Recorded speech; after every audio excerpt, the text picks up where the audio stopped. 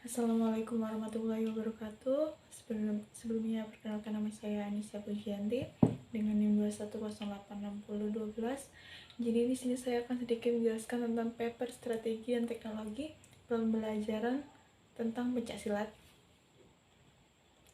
Dari analisis yang saya dapat, kekurangan dari materi ini adalah tidak adanya contoh pembelajaran dari pencaksilat itu sendiri.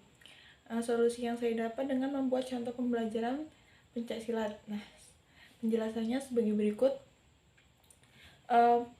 RPP ini ditujukan untuk anak kelas 7 di semester 1 dengan materi pencaksilat.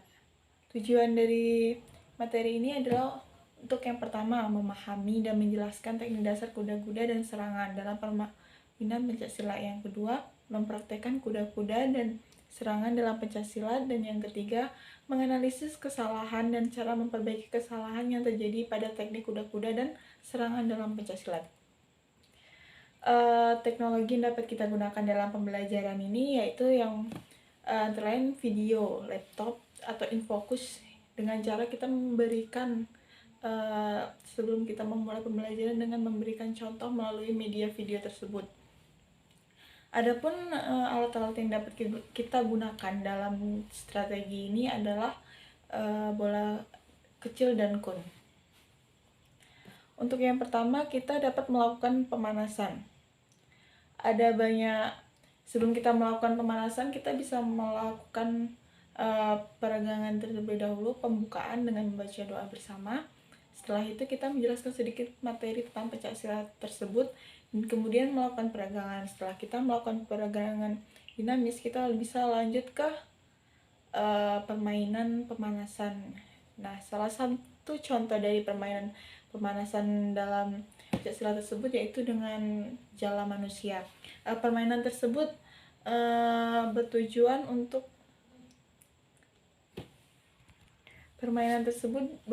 untuk meregangkan otot-otot siswa atau peserta didik nantinya. Langkah-langkah dalam permainan tersebut yaitu 3-4 anak ditata, kita suruh untuk bergandengan tangan dan berperan sebagai jala ikan, sedangkan yang lain berperan sebagai ikan. Nah, guru menentukan barisan atau kolom untuk permainan jala ikan. Ini biasanya kita bisa pakai lapangan yang ada dengan menggunakan jarak seperti teknologi yang ada di sekolah seperti kun. Yang berperan sebagai ikan bebas berlari di area yang telah kita tentukan. Kemudian yang setelah peluit berbunyi, siswa yang berperan sebagai jala itu menangkap ikan-ikan sebanyak-banyaknya sampai semua ikan tertangkap sehingga permainan tersebut selesai. Pemanasan lainnya yang dapat kita gunakan agar siswa atau murid kita tidak bosan yaitu permainan polisi-polisian. Peraturan atau cara bermain dalam permainan ini adalah pertama, kita bagi menjadi 2 kelompok. Peserta didik kita bagi menjadi 2 kelompok. Masing-masing kelompok ini bersertakan 7-10 orang atau seadanya saja. Agar permainan ini lebih seru jika dimainkan di malam hari, biasanya malam minggu. Kalau untuk pembelajaran mungkin di siang hari ya, tidak bisa di malam minggu. Kelompok pertama bertugas menjadi polisi intinya, dan yang kedua menjadi penjahat. Polisi bertugas menangkap penjahat. Penjahat boleh berkeliaran, berlarian di tempat yang telah ditentukan. Seperti pada permainan pemanasan yang pertama tadi, kita bisa menggunakan kun untuk sebagai batas dari lapangan tersebut. Kemudian jika polisi berhasil menangkap semua penjahat, maka polisi akan menang.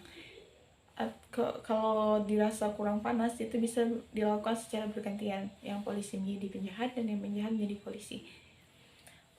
Untuk permainan selanjutnya atau permainan inti dalam pencaksilat, untuk materi kali ini kita menggunakan kuda-kuda dalam pencaksilat.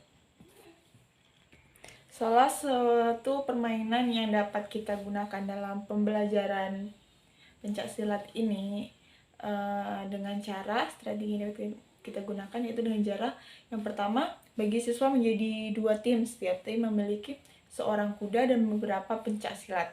Kuda bertugas untuk melindungi area atau markas mereka. Markas dapat berupa sebuah lingkaran tanah. Sedangkan pencaksilat adalah menyerang, yang harus mencoba menyerang markas tim lawan dengan mencuri bendera atau objek tertentu yang dapat kita terapkan. Boleh botol, boleh kertas, alat apa aja yang disesuaikan lagi dengan kondisi sekolah nantinya. Kuda memiliki tugas untuk menghalangi tim pencak silat lawan dengan gerakan-gerakan pencak silat yang mereka ketahui.